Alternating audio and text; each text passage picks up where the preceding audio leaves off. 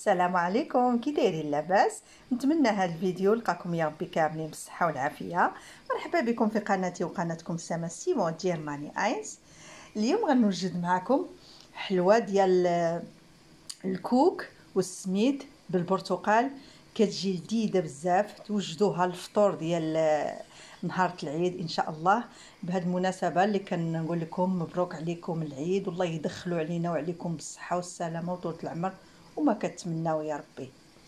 وهاد حلوه السميده بالكوك كتجي لذيذه بزاف، مشقه بالمذاق ديال البرتقال، غادي تعجبكم بزاف. ندوزو دابا للطريقه والمقادير على بركه الله. هنا اول حاجه كنبدا بها، كناخذ بيضه وحده، كنضيف عليها كيس ديال الفانيلا، كنطرب مزيان،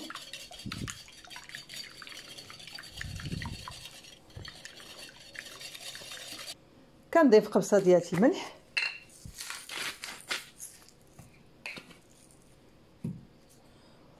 و جوج معالق ديال العسل. اللي بغى يدير السكر دير نصف كاس ديال السكر، انا كندير العسل. بسم الله.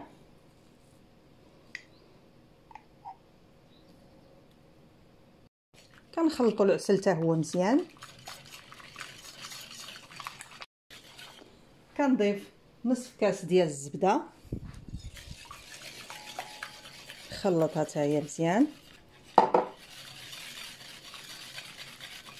كنضيف نصف كاس ديال عصير ديال البرتقال ونخلط كذلك. اي حاجه كنضيفها لازم نخلط، عاد نضيف باش تنسجم العناصر مزيان. كنضيف عليهم كاس ديال اليوغورت مسوس،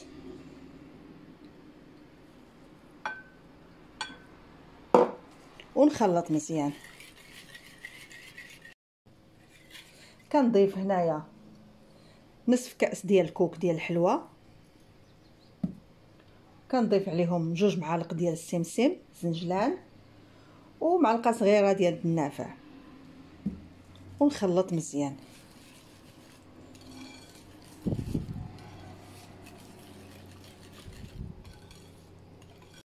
وكنضيف معلقه ديال ماء الزهر، كيعطيها حتى هو واحد النسمه زوينه. كنضيف كيس ديال الخميره ديال 12 غرام، نخلط.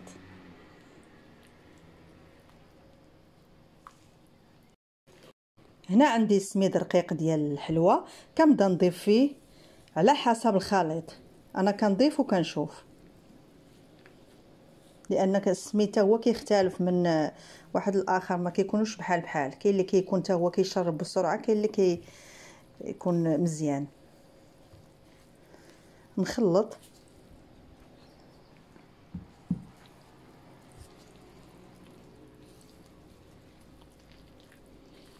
ما لازمش تكون ناشفه، خصها كتبقى جاريه شويه حيت السميد كيشرب. غنزيد السميد،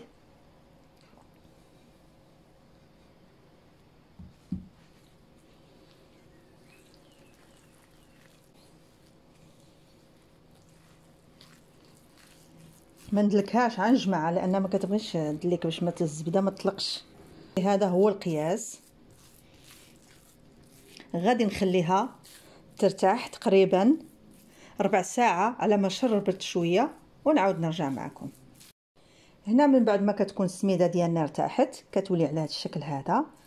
كناخذ، كتبقى مازال هذا، كناخذ واحد الكميه اللي غادي نخدم بها هكا، بغيتوها كبيره او صغيره. كنمرمدها هنايا بين خليط ديال الكوك والسميد.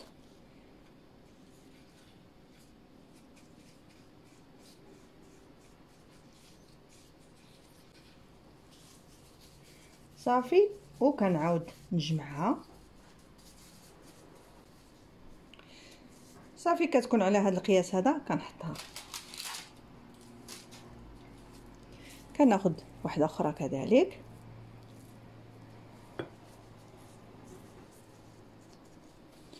كنحطها في الخليط ديال السميد والكوك.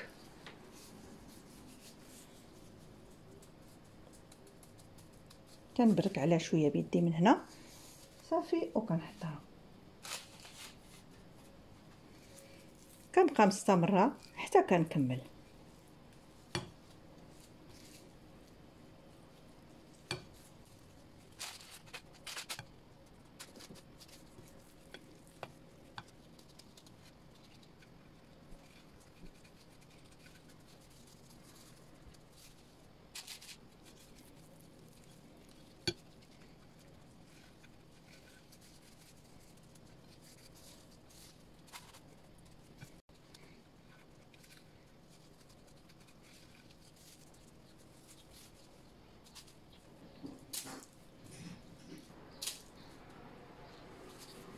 هنا من بعد ما كنكمل كنبدا نبرك شويه عليهم بيدي من الفوق على هذا الشكل هذا، ماشي بزاف صافي. وكنشعل الفرن ديالي على درجه 180، كنطلعهم من الفوق على بال ما تشققوا شويه صافي. كنزلهم من تحت وكنكمل لهم الطياب حتى كيتحمروا وكنخرجهم.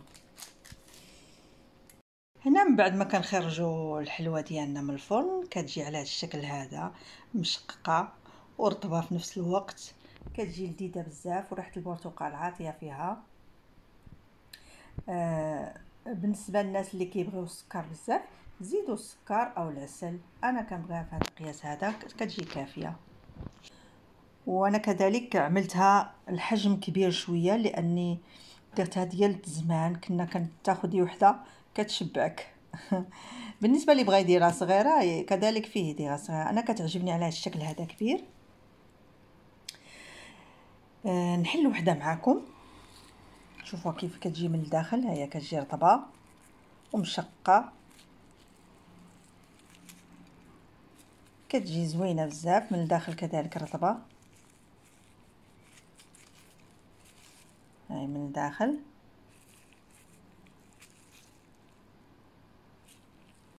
انا متاكده بانها غادي تعجبكم بزاف.